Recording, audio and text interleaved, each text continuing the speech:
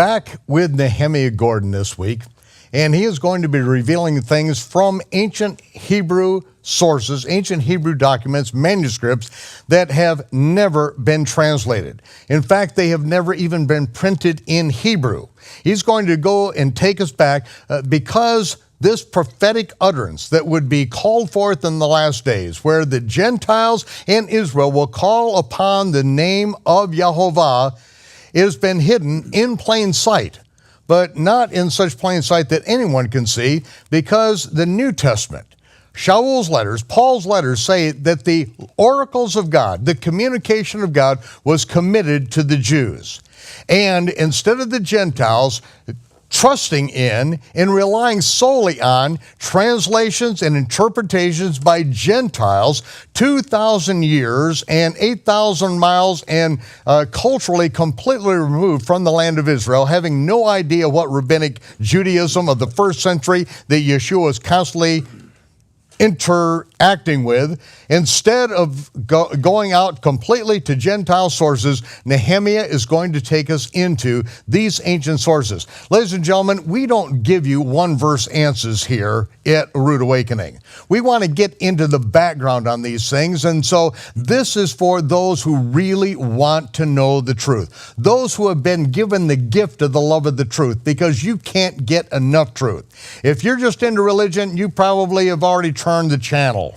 But if you want the truth will set you free. Nehemiah, please take us into the sources now. So last week, Michael, we talked about how scholars, and serious scholars, I'm not talking about wackadoodles on Facebook, I'm talking about serious university scholars who are trying to understand how the name was pronounced, the name of the Father was pronounced in ancient times, will go to the depths of every pagan, magical, and Gnostic source, anybody but the Jews. And it's somewhat of a mystery of why they won't look at Jewish sources. And I started doing some study about this a few months back. I'd read a book in which this one scholar had said, a serious scholar, he said this name Yehovah is a distinctly Christian form, that no Jew ever thought the name was Yehovah, and it was simply the Christians misunderstanding what they saw in the Hebrew manuscripts.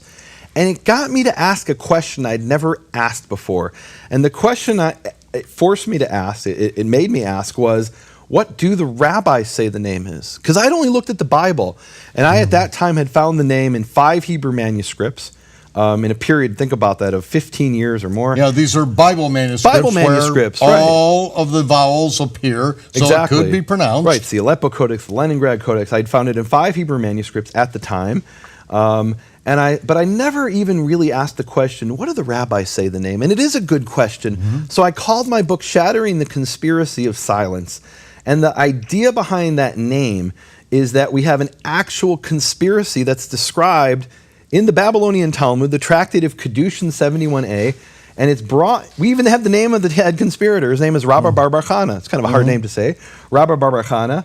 And he lived around the year 250 to 300 AD. And he says as follows. He said, sages transmit the 4-letter name to their disciples once in a 7-year period.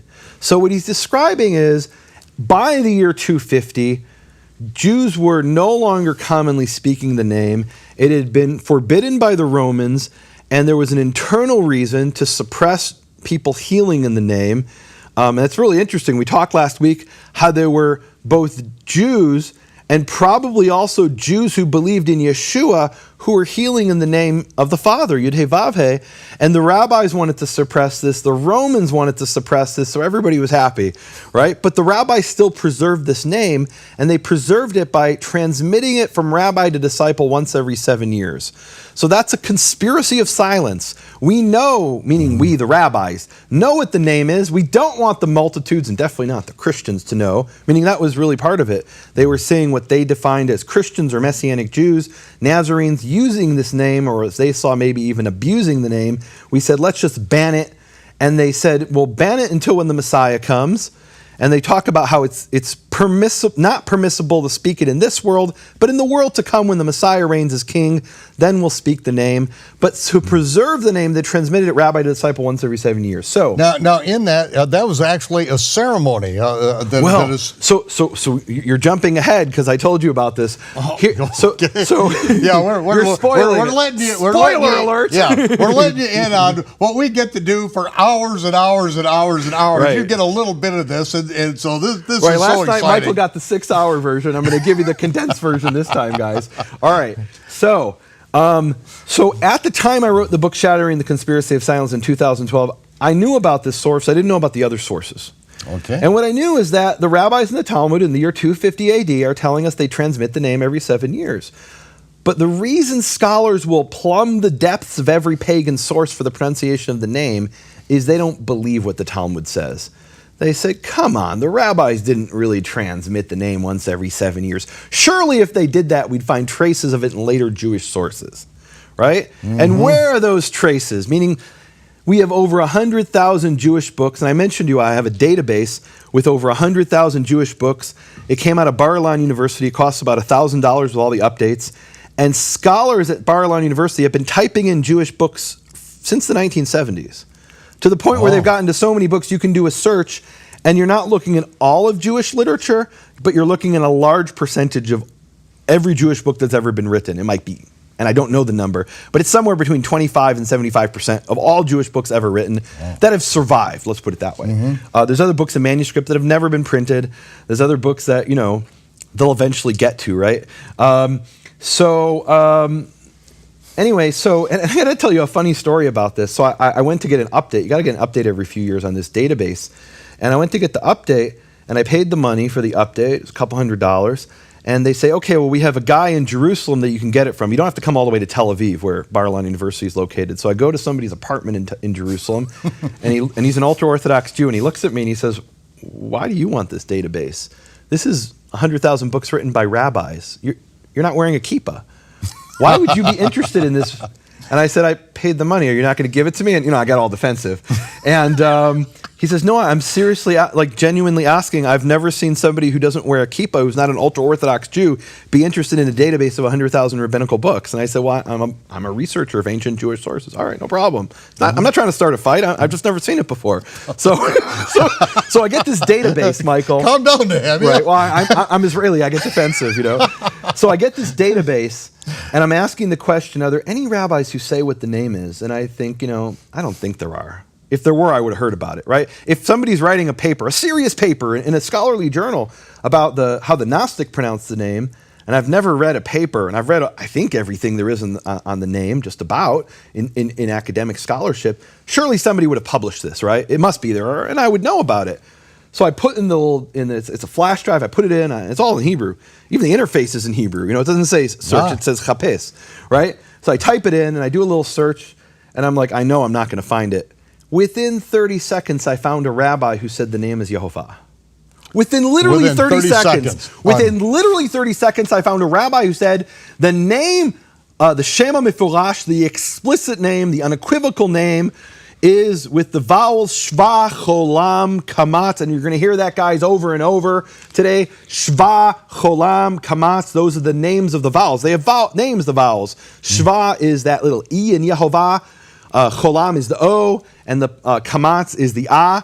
So this rabbi says unequivocally, without a question, he says, as a matter of fact, yeah, as we know, the vowels are, or he doesn't say as we know, he says the vowels of the name which are Shva, Cholam, Kamatz. He states it matter-of-factly. Within 30 seconds, I found that.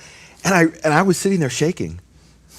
I didn't think I would find it. And there I found it in 30 seconds. And I realized, if I found this in 30 seconds, and all I did was search in the database. Now, I had to have the database, and I had to be able to read Hebrew and search in Hebrew.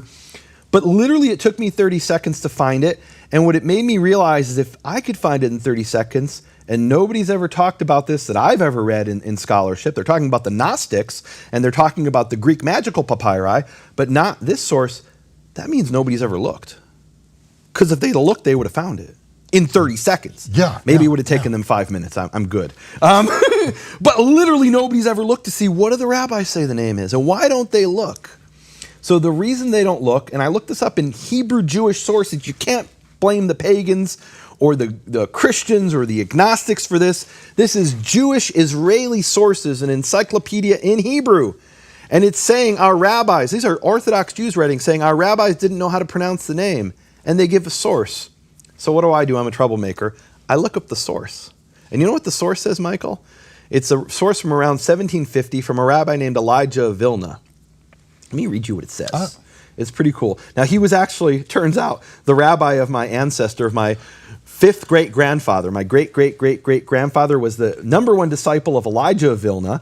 And what Elijah of Vilna, who's quoted in the encyclopedia as the source that the rabbis don't know the name, what he said was... Okay, so this is... This is a rabbi in around 1750, and it's taken as well. The Jews don't know the name, Elijah of Vilna. And he was a brilliant... He's called the Vilna Gaon, which means the genius of Vilna. And if I can find you the source, I can read it to you. And give me a second here. I'm doing my little search here. 1 second. I have like dozens and dozens of sources on my laptop here. And okay, so he says the vowels of the name itself are hidden. Its vowels are the secret of the Tetragrammaton. Okay, so we know that. Okay. Meaning the consonants of the Tetragrammaton of the name Yud He Vav He, of the name of the Father, that's not even a question. They're Yud He Vav He. The vowels are the secret of the Tetragrammaton, and he says the vowels of the name itself are hidden. So the modern 20th century encyclopedia written in Hebrew by rabbis say, well, the rabbis didn't know what the vowels were. Is that what he says? No. No, he says they're hidden. Right. He doesn't say he doesn't know what they are. Doesn't say don't know how to pronounce it. He's not saying I don't know how to pronounce it. He's saying this is hidden. We don't reveal this secret, which is a big difference. Now, so I mentioned before that. So an encyclopedia is where people are getting their information from. The encyclopedia is incorrectly quoting the source. Well, no, it's interpreting the source. Interpreting the source. And so what I do is I look up the source, and it doesn't say what they claim it says. Now, if that was all the information, you could argue back and forth. Did the rabbis know what the name was, or didn't they know what the name was, right? I mean, here's a rabbi who says it's hidden. Is it hidden to him, or is it just hidden to the public? So... And they transmitted it every 7 years. Surely there must be a trace of that somewhere in Jewish literature, that this ceremony continued of transmitting the name once every 7 years. So while I was doing this research, I stumbled upon a reference to something called Sefer Hashem, the Book of the Divine Name. It's by a rabbi named Elazar Rokeach, who's known in English usually as Elazar of Worms. Worms is a city in Germany. And this rabbi wrote a book in the year 1225, the Book of the Divine Name. And the amazing thing about this is the book was never printed. And it wasn't printed until the year 2004. So this is a book that remained in handwritten manuscript form even after printing was invented, because it was considered so secret. And it wasn't until the 21st century that somebody decided to, break the secret. I mean, because printing's so easy today. Right? Anybody with a desktop computer and literally a physical printer can print a book. And, so someone in 2004 for the first time printed a book from 1225. And so I heard about this Book of the Divine Name, and what it describes in it is the exact type of thing described in the Talmud, but 1,000 years later, a ceremony of transmitting the name. 1,000 years after. 1,000 years after Rabbi Bar Bar Chana saying sages transmit the name to their disciples, we see how this was done by this rabbi in 1225. And what he describes is this elaborate ceremony.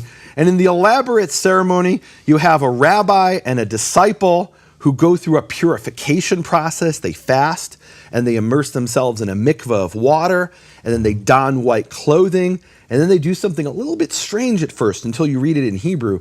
And by the way, it was printed for the first time in 2004 after nearly 800 years, and it's never been translated into English. In fact, the general public will hear this text for the first time ever in English. If I read you a little excerpt here, it's never been translated into English. Okay, so here it is. It's going out to more than 127 countries around the world the first time, and here it is. So it describes this ceremony. I won't read the whole thing because I want to get to some other things, but it talks about them fasting, and then it says the rabbi will, and it says one of the part of the ceremony is they stand up to their ankles in water, which seems really strange. And it talks earlier in the ceremony, they reveal the name over water.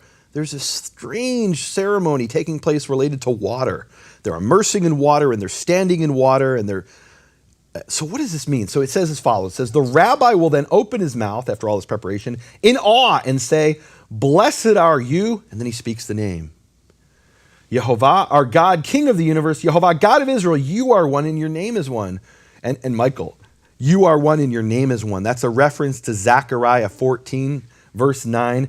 Michael, you asked me the other day, we were discussing this beforehand, you asked me, so when was, one of the first times you became aware of the issue of the name? And one of the things I've shared in the past is Zechariah 14:9 was a verse that was burned into my heart early on. It's actually the closing verse of daily rabbinical prayers that I grew up with. And I got to be honest, Michael, the rabbis have daily prayers that I was expected to go to. Sometimes I only came at the end. I was bored during these prayers by rote, but I always loved that prayer at the end. And it's the verse in Zechariah 14:9, and I still remember it as the song I heard in the synagogue. Can I sing it for you? Please do. So in Hebrew, it's, and remember, in the synagogue, the tradition is don't speak the name Yehovah, speak it as Adonai. So that's how I remember it. Mm-hmm. But the verse was, Vahaya Adonai. This is the closing part of the entire long 45-minute prayer service, and on Shabbat, like more than 40, like a long prayer service. It'd be like 2 hours. Vahaya Adonai lemelech al kol haaretz bayom hahu Yihyeh Adonai echad u'shemo echad. And it shall come to pass that Yehovah will be king over the entire earth. And on that day, Yehovah will be one, and his name will be one. So that just gets into every fiber of your being when you hear this day after day, week after week. And I remember being there in the prayers thinking, what they just did for 45 minutes, oh, I'm so bored. But this I connect to. The hope that one day Yehovah will be king over the entire earth, here on earth, not in some kind of mystical sense, but we'll have peace over the entire earth with Yehovah as our king, having defeated our enemies, bring peace to the world, and everyone will call on his name will be one. Everyone will call on his name. So that was early on, without even realizing I was being tied to the name, that just permeated my very soul. And that's the verse that the rabbi is referring to here when he makes the statement, blessed are you. And when he says it in the ceremony, he doesn't say, blessed are you, Adonai. He says, blessed are you, and he says the actual name, Yehovah. He says, blessed are you, Yehovah, our God, King of the universe, Yehovah, God of Israel. You are one, and your name is one. And he says, you commanded us to hide your great name. Where did he command that? That's in the oral tradition, right? And so as part of that tradition, we have to hide the name, but we're not blotting out the name, so we're transmitting it to our disciples. And I'll skip ahead here. He has a bunch of blessings, and then it says, the rabbi and his disciple shall place their eyes upon the water. And then they speak together in unison, the rabbi and his disciple, and they speak the name, and they speak the name by quoting a verse, Psalm 29:3. Now, 29:3 says, the voice, in the King James, the voice of the Lord is upon the waters. It's not a bad translation. It's the voice of Yehovah is upon the waters. But the way they understand the verse and the way they translate it, I mean, they're saying it in Hebrew, but the way they understand the verse, which is a valid way of understanding it, is the sound of Yehovah upon the water. And so at that moment, they both recite together the verse based on their interpretation, the sound of Yehovah upon the water. And at that moment, the rabbi has spoken it once by himself and a number of times by itself. The disciple heard it after this whole ceremony, and then they speak it together to make sure the disciple heard it correctly. And this is something that the rabbis were doing in 1225. So this idea that, well, yeah, the Jews might have known the name in ancient times, but because of the ban, they forgot it. That's not consistent with the Jewish sources. And remember, this is a source that most scholars don't know about.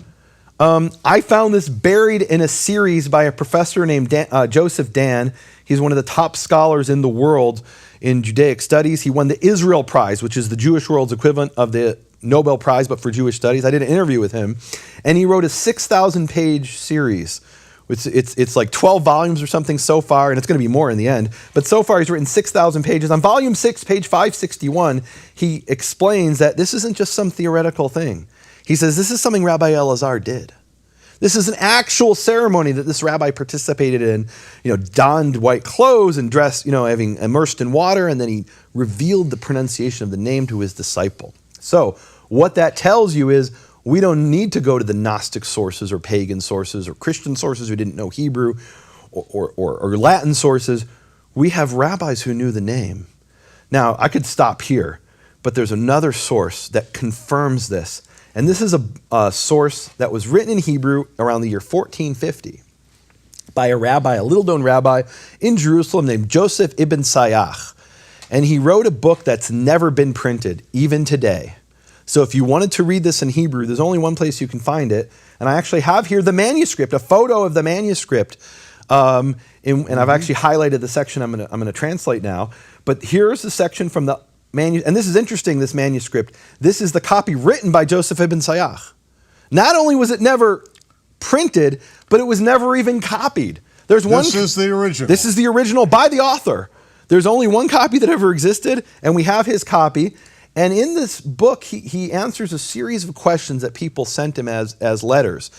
And they would include a little bit of money, right? They'd send an email, basically, but it would, a scroll, and they'd send some money with, and they'd say, look, Rabbi, we have a question. We need you to give us a binding answer. We have a problem in our community, and this is question number 43. I don't even know what question 1 through 42 are, but, there's about 100 questions or something in this book. It's very common. There's thousands of Jewish books like this. Many of them have never been printed.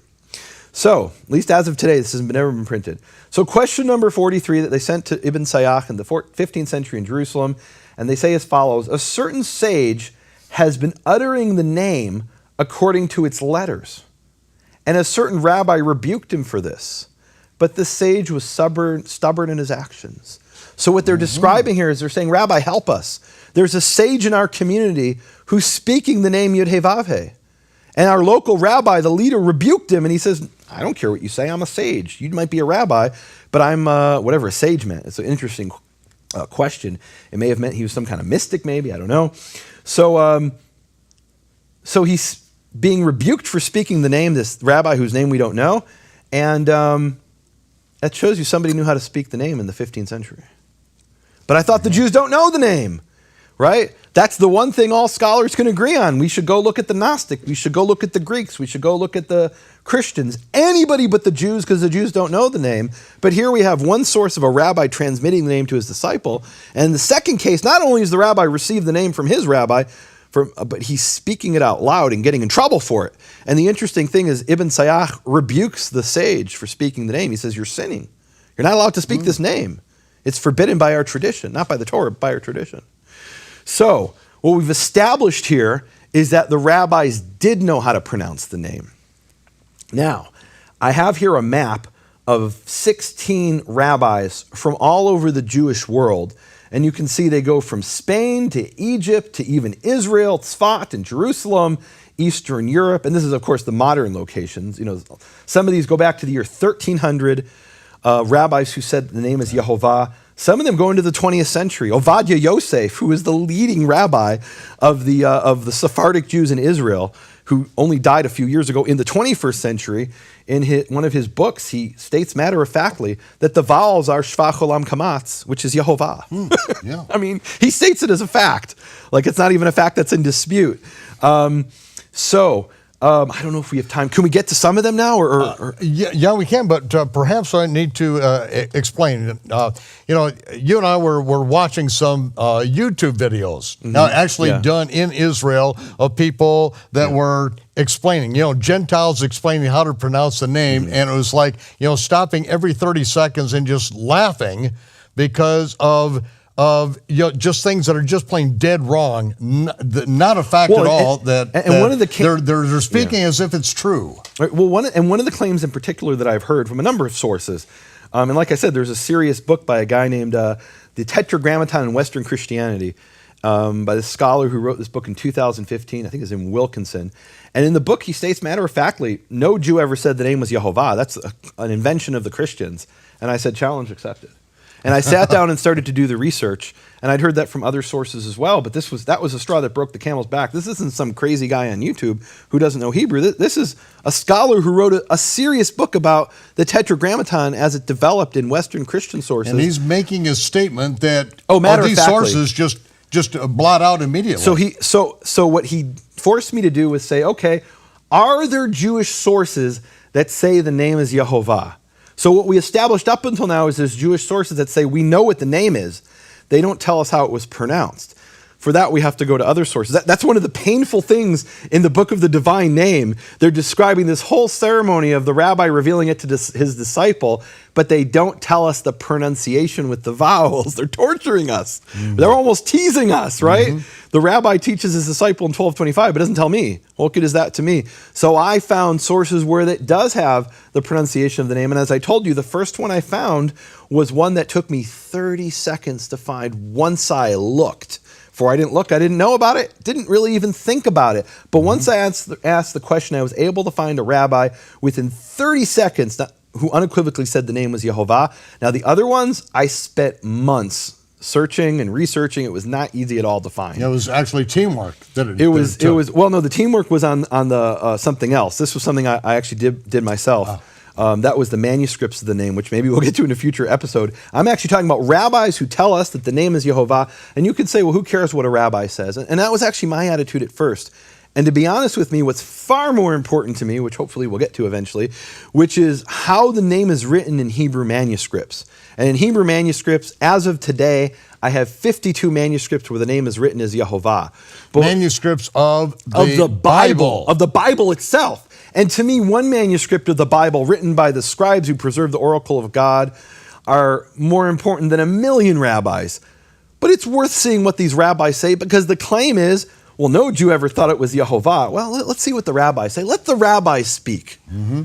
And one of the things that has been taught in the Western Gentile Christian world is that Yod He Vav He, that they inserted the vowels of Adonai in it. That's one of the claims. And that's a fact. That's a fact. That's but not what true. Is it? It's not true. It's just plain not true at all. It's not true at all, and it's not what the rabbis thought either. With archaeological technology advancing more rapidly than any period in recorded history, an ever-increasing number of ancient Hebrew manuscripts are coming to light, and amazing things are being revealed.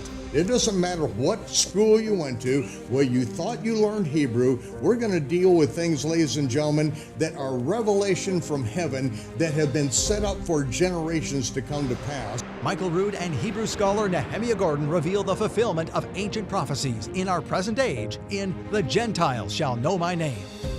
I looked through hundreds of manuscripts searching for this exact text. Will we listen to and heed this modern-day miracle, or will we ignore our Master's voice and miss one of the greatest revelations of our time? Order The Gentiles Shall Know My Name right now on DVD or Blu-ray. You'll get all 5 episodes as seen on Shabbat Night Live. Own this exclusive teaching now by phone or online. Hurry, this is a limited time offer. Gentiles have been telling us for hundreds of years that the Jews have no clue on how to pronounce the name, and so they come up with the most bizarre concepts that you could ever imagine. Well, just as the New Testament says that the communication of God, the oracles of God, were committed to the Jews, and we have with us Nehemiah Gordon to take us back into what do the rabbis say, and he's here with us. Nehemiah, take it away. So, Michael, I have to tell you that if I didn't have these databases that I could search for these sources, there's no way I would have found it. And to date, I found 16 rabbis who say the name is Yehovah. I actually have a study on my website, nehemiahswall.com, called 10 Rabbis Speak Out on the Name, just because 10 sounds better than 16. And also 10 in Jewish tradition is a prayer quorum. If you get together 10 men, that's a prayer quorum, and we have 10 rabbis, technically 16, who say the name is Yehovah. I could have never found this if I didn't have a database that allowed me to search for certain things. And I'll tell you, Michael, I searched those databases for Yahweh, and I couldn't find it. But what I did find is rabbis repeatedly saying that the name is Yehovah. Now, one of the databases I searched, I mentioned before, is a database of over 100,000 books from Bar-Ilan University. And bear in mind, of those, approximately 16, and I say approximately, they're not all in the database. Some of them aren't even in the database. I had to find them in other places. But somewhere around that, around 10 of these sources are in the database, which means around 99,990 rabbis in the database don't tell us how to pronounce the name. Meaning this was intended to be a secret, and we were never meant to know this. You and I sitting here were never meant to know this. The rank-and-file this. Jew is never supposed to even hear this. And certainly not a Gentile. And if I had to read 100,000 books, that probably would have never happened, and I wouldn't know this. And I would go around saying what scholars, as you said, for centuries have been saying, which is, well, the Jews didn't know how to pronounce the name. We find it in the manuscripts. But after that, it disappeared and nobody knew how to pronounce the name. And what we find is, in fact, this was preserved by the rabbis. Maybe not all the rabbis, but we have rabbis who preserve. I want to read one of these sources. And I can't get to all 10 of them. For that, they'll have to go to my website, nehemiahaswell.com. Good idea. I'm going to get this in the segment that we have. I'm going to get as many of these as I can. And so one of them is a rabbi in the 14th century named Menachem Tzioni. And he writes a commentary. And in his commentary in Exodus 3:15, which is the verse where God reveals his name, and he's commenting on the words, Zeh Shmi Le'olam, this is my name forever. And this is what he says. He says there's also a secret here received by tradition in the vowels of, this is my name forever. What does that mean? Well, you read it in Hebrew, it's obvious. The word forever is Le'olam. And you can see here, I have a graphic that illustrates this. Le'olam has the same vowels as Yehovah, which are the vowels Shva, Cholam, Kamatz. And this is what it looks like in English. Le'olam, Yehovah. He's telling us the statement, this is my name forever, is itself a hint at the true pronunciation of the name. Now, is that what God meant when he said to Moses, this is my name forever? I don't think so.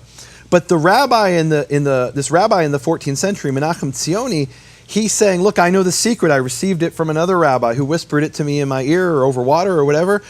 And the way we remember this is the verse, this is my name forever, which has the vowels of the pronunciation of the name. Now, maybe I'm wrong. Who knows what he means by this? He says, this is my name forever, are the vowels of the great name. I don't know what he means. Well, thankfully he goes on, and he says, its mnemonic is, who in heaven can measure up to you?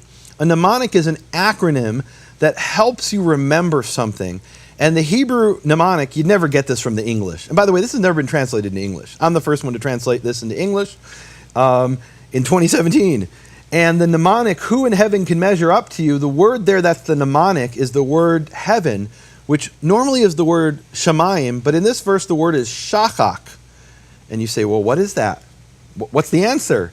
Well, shachak is an acronym for the vowels Shva, Cholam, Kamatz, which are the vowels of the name Yehovah. And I did a thing here where in this graphic you can see the little two dots underneath the Yud. That's called a Shva in Hebrew.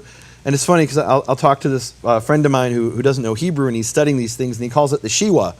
But no, we call it the Shva. And then the second vowel there is called a Cholam, and the third is a Kamatz. And if you take the first letter of each of those words, and technically in English it's the first two letters of Shiva, but in Hebrew that's one letter, the Shin, the names of these vowels form the acronym Shachak, which means heaven. So the rabbi has told you it's the vowels of the word Le'olam, it's the vowels that are represented by the word Shachak, and this is the same rabbi. Mm-hmm. And then he goes on, he shares some other things, and I won't go into all of it, but he ends this teaching, or part of it, he says, thus far, this is the most amazing part, Michael.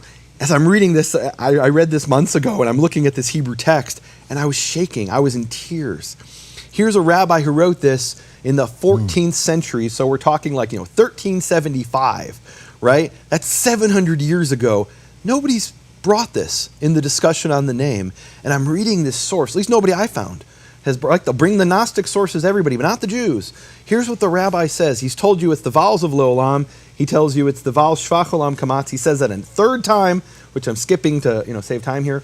And then he says, thus far the words of the man who revealed the secret to me. I got the chills when I read that. He's telling us he stood by a riverside with his ankles up to the water, or something like that. I don't know if it was exactly that, but he participated in the chain of transmission. And he tells us that this was received by tradition. And this was revealed to him as a secret by some man. We don't know what man. But he received this as a tradition, that the true pronunciation of the name is Yehovah. And the way he was told to remember it is, because if I pronounce a word to you, and you ever probably broken telephone? The way I pronounce it might be different how you pronounce it, and the way she pronounces it, and the way he pronounces it. But if we have these mnemonics and other devices, it helps us preserve the vowels. So if we know that the acronym is Shachak, which is Shva Cholam Kamatz, and it rhymes with the vowels of Lit Olam, which is Yehovah, there's no way you can get it wrong. And he's telling us, I didn't make this up. This was revealed to me in the 14th century. And this is just one rabbi of 16 that I've discovered so far. There might be more, but one of 16 rabbis who says the name is Yehovah, and he makes it really clear what he's talking about. So that's one rabbi. Let me bring you another one. This other one's kind of interesting, and I want to give you the background first. And I'm keeping my eye on the time. I want to get to I'm not going to get to all 10 or 16. I'm going to get to as many as I can. But so the background to the next one, this rabbi is a rabbi who wrote in 1608. His name is Shabtai Sofer. He's considered the greatest grammarian of the 17th century and the 16th century. And it's interesting because the previous rabbi, Menachem Tzioni, was a mystic. This rabbi is a grammarian. Very different mentalities for rabbis. And he's talking about a passage in the Talmud, which I bring in my book, Shattering the Conspiracy of Silence. The passage says that, look, this ban on the name, it's only for now. In the world to come, we'll speak the name. And here's how they phrase it. They say, this world is not like the world to come. And again, the world to come is, according to the rabbis, the kingdom under the reign of the Messiah on earth. This world, the exile, is not like the kingdom of the Messiah. In this world, the name is written Yud-Heh-Vav-Heh, and it's read as Adonai. That's the tradition, to read it as Adonai. But in the world to come, it will be one, written Yud-Heh-Vav-Heh and read Yud-Heh-Vav-Heh. And of course, they're referring to Zechariah 14:9, which I won't sing again. But they're alluding back to that. Your name will be one, you will be one, your name will be one. So this is what he says in 1608. He writes this, he doesn't publish this in a book. He writes this in a letter to another rabbi, and it was never meant to be printed, but it was. So he writes this as a letter, and we have the letter, and we have the response to the letter, which I'll get to in a few minutes. He says, is it not known, the saying of the sages? And he quotes that passage. In this world it's written Yud-Heh-Vav-Heh and read Adonai. In the world to come it will be written Yud-Heh-Vav-Heh and read Yud-Heh-Vav-Heh. And then he says, and behold, when it is read as Yud-Heh-Vav-Heh in the world to come, then its vowels will be Shachak. And remember, Shachak is an acronym for Shva, Cholam, Kamatz, the vowels that form in Hebrew Yehovah. It's beautiful. He's not, I mean, it's amazing. And it's interesting. So he's a grammarian, and as a grammarian, he's asking the question, why do we have vowels in a word that we don't read? Because by Jewish tradition, we don't read the word Yud-Heh-Vav-Heh. When we see that word, we read it as Adonai. Well, are those the vowels of Adonai? It's self-evident that they're not. So what are the vowels doing there?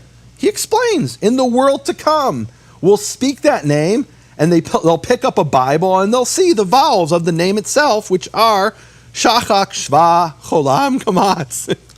Unequivocal that this rabbi is saying the name is Yehovah, not Yahweh, not Yahuwah, though you don't find that in Jewish sources, not at least that I found, but that it's Yehovah, Shva, Cholam, Kamatz.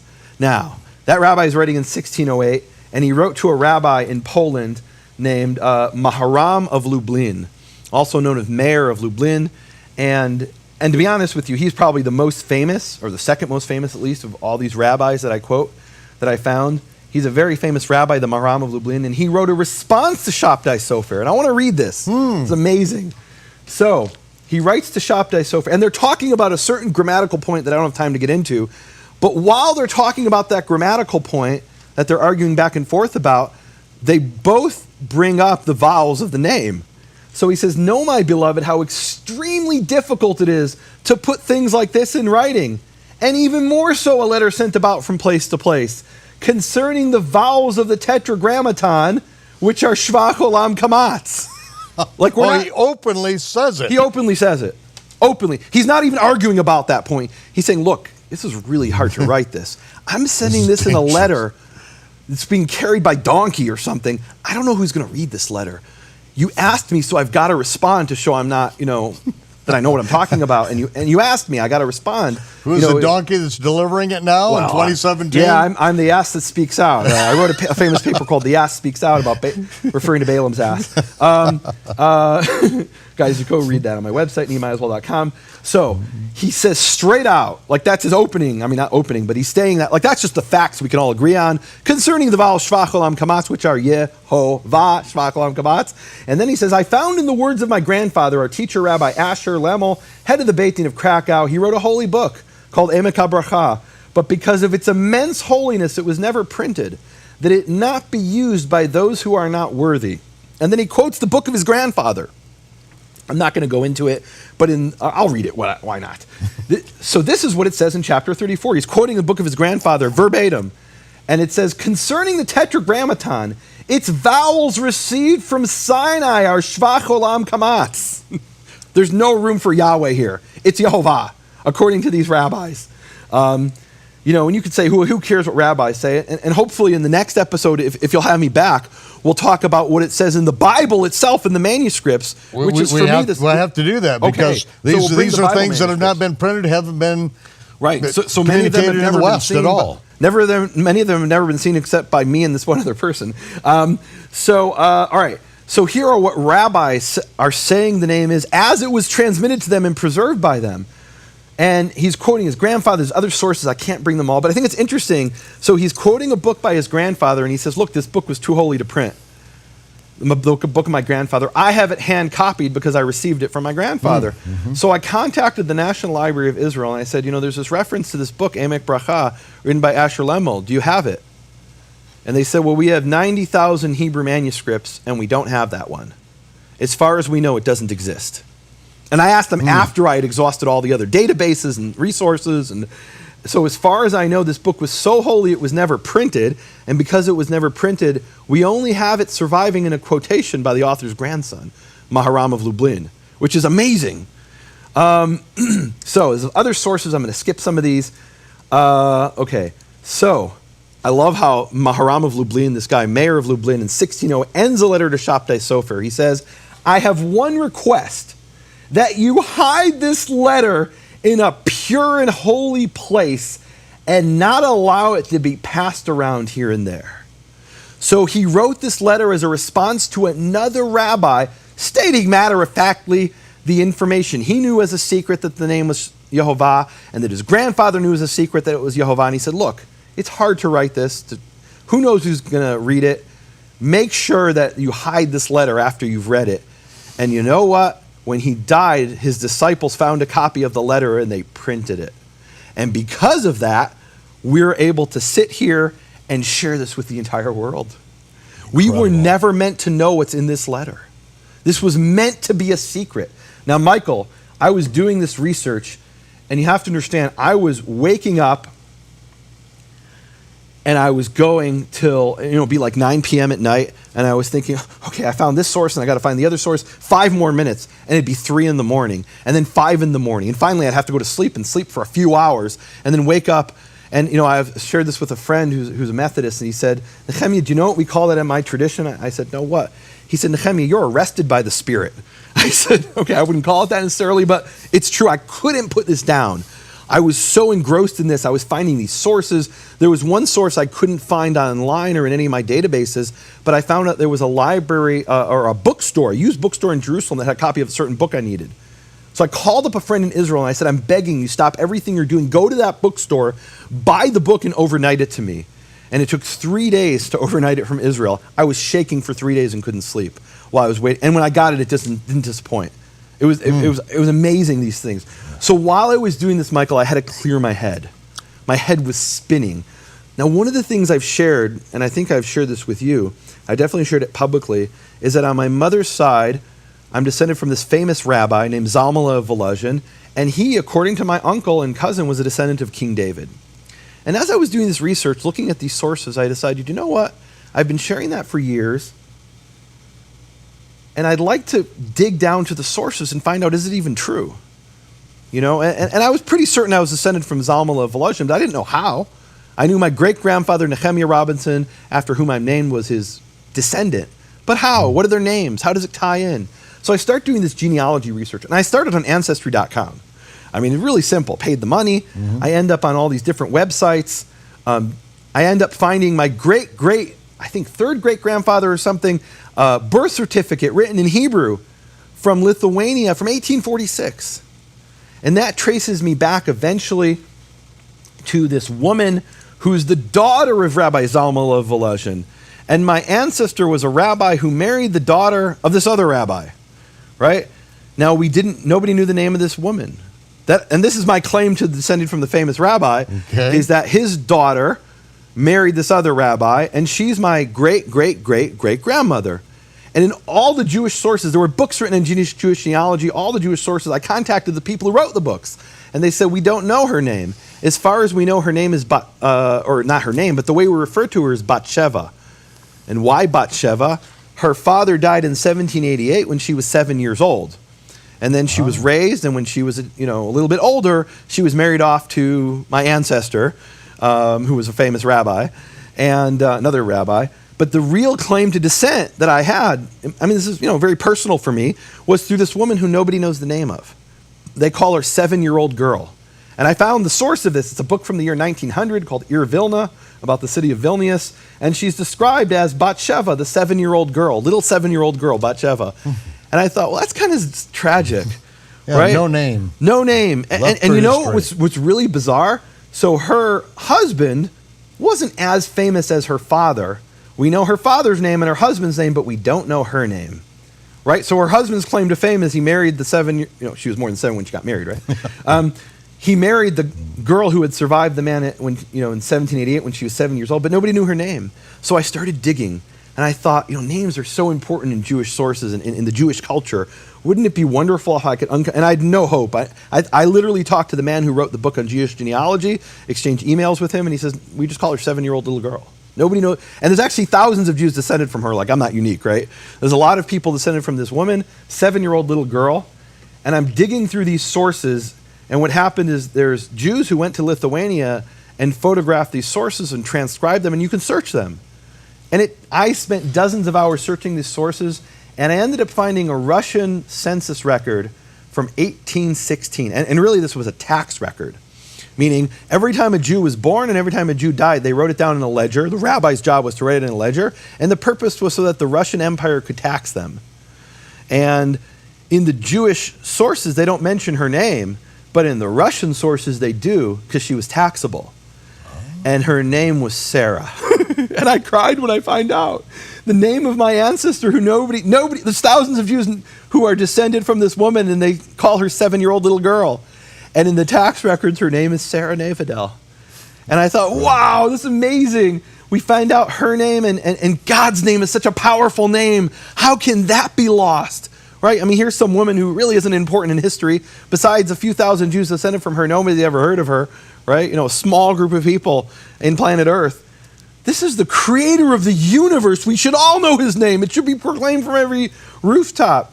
Now, Michael, when I sat down to do this little side project to clear my head, what I didn't know, and I discovered through the process, is that not only was I descended from Zalman of Volozhin, which I knew, I just didn't know how, it turns out Mayor of Lublin, Maharam of Lublin, is my 11th great-grandfather. Meaning, if you say great 11 times, he is my great-great-great-great-great-great-great-great-great-grandfather, is this very same rabbi who said that hide this letter in a pure and holy place, that things like this should never be printed, lest the unworthy read them, that the name is Shvach Olam Kamatz Yehovah. He's my direct ancestor. I had no inkling of that whatsoever. I had heard of this rabbi. I didn't know I was descended from him. Once I found all the genealogy, he's my 11th great-grandfather, the very same rabbi who was part of the conspiracy of silence to hide the name. And when I discovered this, I realized throughout my whole life I'd had this burning, nagging feeling, I need to shatter the conspiracy of silence. I even named my book that, to find out what the name is, proclaim it to the world. And I could never fully explain why it is I have this burning feeling like that. And then I find out literally the blood of the man, of the rabbi who hid the name in 1608, who said, hide this letter in a pure and holy place, lest the unworthy find out his name is Yehovah. His blood is coursing through my veins. He's my direct ancestor. And what I realized, Michael, is that this is an ancestral duty I have. And I never fully and I've actually said this in the past, that it's part of my duty to make up for the sins of my ancestors, for the collective sin of my people, of hiding the name of the Creator. But when I said that, I meant the sins of my people, of my ancestors, in a general sense, not literally that my ancestors in a direct line hid the name, but it turns out literally my ancestors were part of the conspiracy to hide our Father's name. And Michael, I have to confess and repent here for the sin of the collective sin of the generations. We have the story in Joshua where they stole they took from the gold, and that they weren't supposed to take from Jericho, and it became a sin, the collective sin of the people.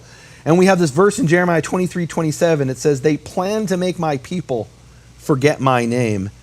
And that's part of my heritage. And I need to go back to what it says in the Bible and not continue the tradition of hiding the name. Now, I have a whole bunch of other sources. I want to end with a rabbi from 1896. He was a rabbi named Jacob Bachrach. And in 1896, he writes a whole bunch of things. I'll read this really quick. He says, if the vowels of the Tetragrammaton were indeed the vowels of Adonai, precision would have required putting a chat of patach under the yud for the aleph of Adonai. Those who don't know what that means, go and research that. Anybody who you tell in scholarship that these are the vowels of the name Yehovah, they'll say, well, no, that's the vowels of Adonai, and here's why. Here's a rabbi in 1896 who says that's utter nonsense, that's completely a misunderstanding of the vowels. Let me read you the end of what he says after saying the vowels are Shvach Olam Kamatz. He says, according to the rulings that have come down to us, this is a rabbi, there is no prohibition from the Torah to speak the name the way it is written. However, the custom not to pronounce the name the way it is written is very old. Thus, it is not right to pronounce the name. In other words, he's saying, look, it's not a Torah prohibition, but we're not allowed to do it because we have a custom not to do it. But he's saying, and he ends, there's no prohibition from the Torah. And then he says, there was a time, meaning in history, there was a time, it's a rabbi in 1896 saying this, Michael. There was a time and there shall again be a time when all the peoples, all of them, will call on the name of Yehovah. And Yehovah will be one and his name will be one. That's Zechariah 14:9 again. For this tradition of reading what is not written, Adonai, which that is Lord, will be completely abolished. And then we will all read it the way it is written, as Yehovah. So we have this chorus of rabbis. We have what we call in Hebrew a minyan of rabbis, a quorum of 10, even 16 rabbis proclaiming that the name is Yehovah. And I haven't found any of these early Jewish sources or medieval Jewish sources even that say the name is Yahweh, the same the name is Yahuwah. What I found is these rabbis repeatedly saying the name is Yehovah, and you can't let people know this. And even my own ancestors were part of that conspiracy of silence. Michael, we read those prophecies. The world needs to know what that name is. It needs to be proclaimed to all the nations. And may the prayer of this rabbi be fulfilled. As the prophet says, all those who call upon the name of Yehovah will be saved. You want to call upon the name of Hashem, what's his name, Adonai, Yahweh, whatever, you're on your own.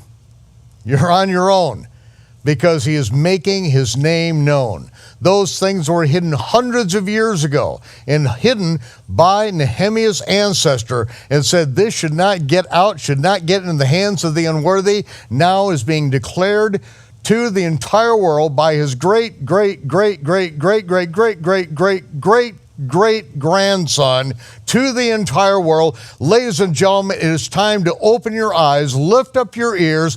The living oracles of God, the communication of the Almighty was committed to the Jews. It is time for the Gentiles, 10 Gentiles, to take a hold of the hem of the Jew and say, teach us, because this is what was prophesied. The Gentiles would admit that we've inherited lies. Only the arrogant will stand on their own ground and say, oh, we're just going to go by our own Gentile speculation. Ladies and gentlemen, the brimstone is about to hit the fan. We are going to go next week and we're going to find out right from the sources of the Hebrew Bible, Bibles that have never been even seen outside, for hundreds of years. You're going to see it here next week on Shabbat Night Live. Nehemiah, would you please close with the Aaronic blessing? Yes, Michael. Yevarechecha Yehovah v'yishmerecha. Yehovah bless you and keep you. Ya'er Yehovah panav elecha v'chuneka. Yehovah shine his face towards you and be gracious towards you. Yisa Yehovah panav elecha. Yehovah lift his face towards you. V'yasem lecha shalom. And may he give you peace. Amen. Amen. Amen. Well, Shabbat Shalom, Torah fans. Shavua Tov. See you next week on Shabbat Night Live. This is going to be the ride of your life.